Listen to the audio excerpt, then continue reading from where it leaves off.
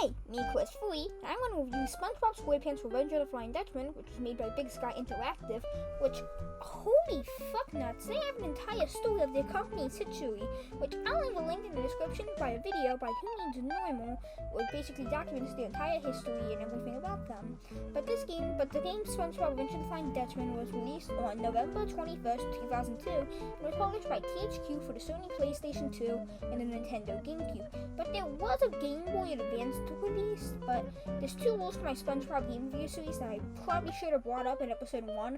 One being no handheld games, and 2 being no PC games like Operation Krabby Patty or Employee of the Month. With all that wrapped up, let's jump into SpongeBob SquarePants Revenge of the Flying Dutchman for Sony PlayStation 2 or Nintendo GameCube. For me, it's Nintendo GameCube.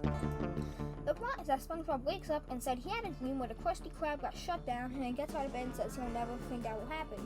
And then he gets his pants on, and then right before he goes to work, he decides to play fetch with Gary. So he grabs a stick in the kitchen and throws it out the door.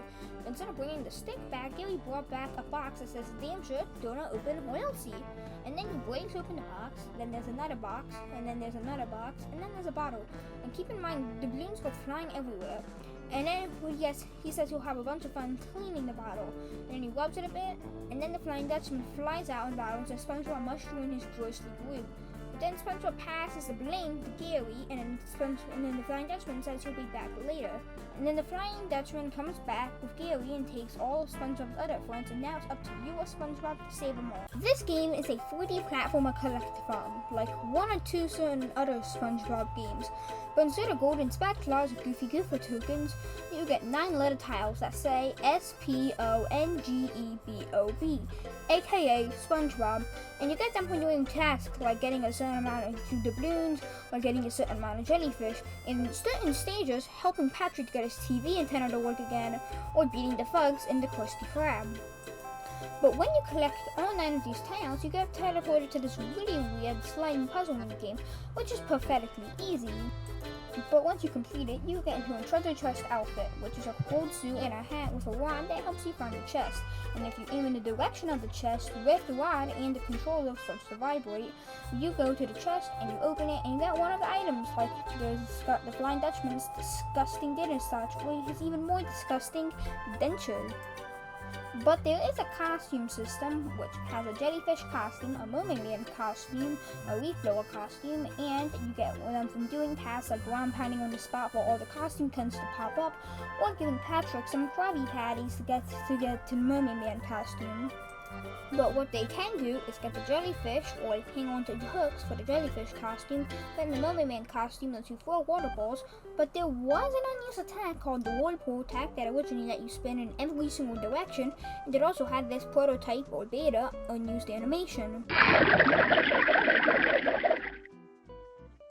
And it also had an audio file from the fake French narrator. Use the whirlpool attack to hit targets in all directions.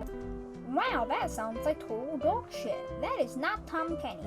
But the leaf blower just lets you blow air and to roll stuff.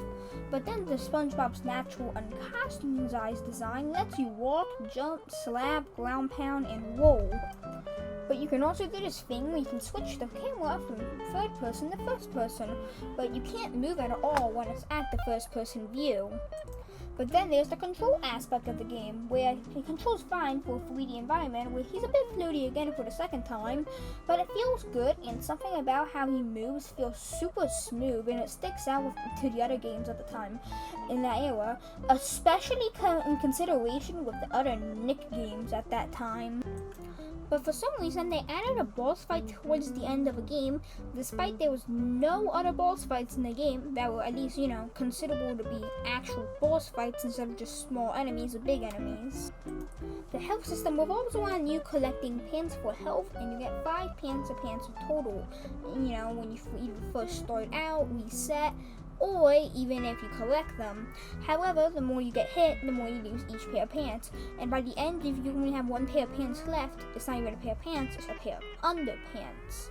There are a bunch of platforms in this game, like I mean a lot, like regular jellyfish, moving jellyfish, and a bunch of barrels too. But then to get from stage to stage, you need to go to Bikini Bottom and get the bus ticket from someone or something, and then you need to go to a bus stop for that specific stage. But now, let's talk about the other things in this game.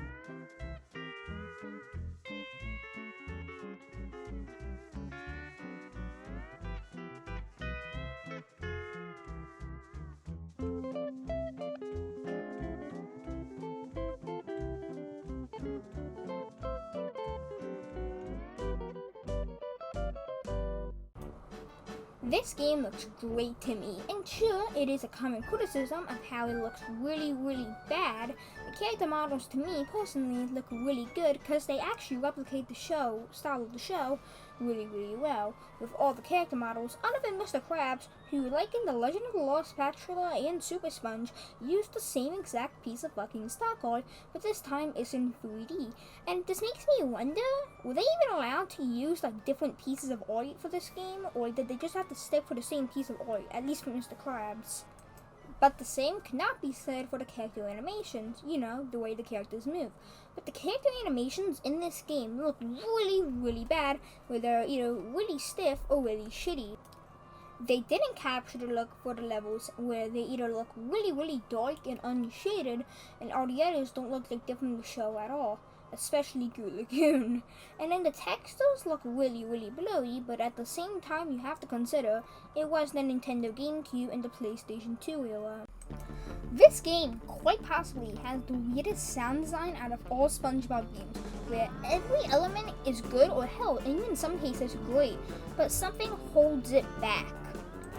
Like the voice cast, where in the previous game, Mr. Krabs didn't sound like Mr. Krabs, but here, this is Clancy Brown's doing Mr. Krabs' voice, but the French narrator is not Tom Kenny, despite the fact that he's already voicing SpongeBob and Gary.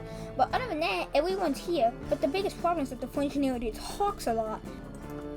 Then there is the music, which to me replicates the style of SpongeBob perfectly to a video game, like dead on, whereas Legend of the Lost Spatula sounded nothing like the show, and Super Sponge doing the show's music style well, but Revenge of the Flying Dutchman captures the show's style perfectly.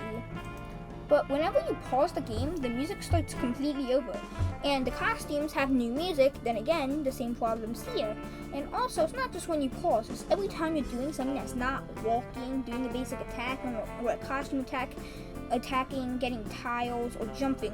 But when a cutscene goes into a new area or anything like that, the music completely resets. Hell, even talking to an NPC will cause it to reset. And then the sound effects, which pretty fine, like nothing's wrong about them, but they're not standing out. And then we can talk about all the other things with the sound design, but it's not really gonna help at all, because they're all either fine or good actually. But now, let's talk about the more interesting thing. This game came out on two home systems, like I said earlier, the PlayStation 2 and the GameCube. Sorry Xbox users, no luck. Well, for now. But the PlayStation 2 version had a glitch where on multiple loading screens, the game had a big chance of not only freezing, but somehow had a huge chance of deleting all your save data for the game.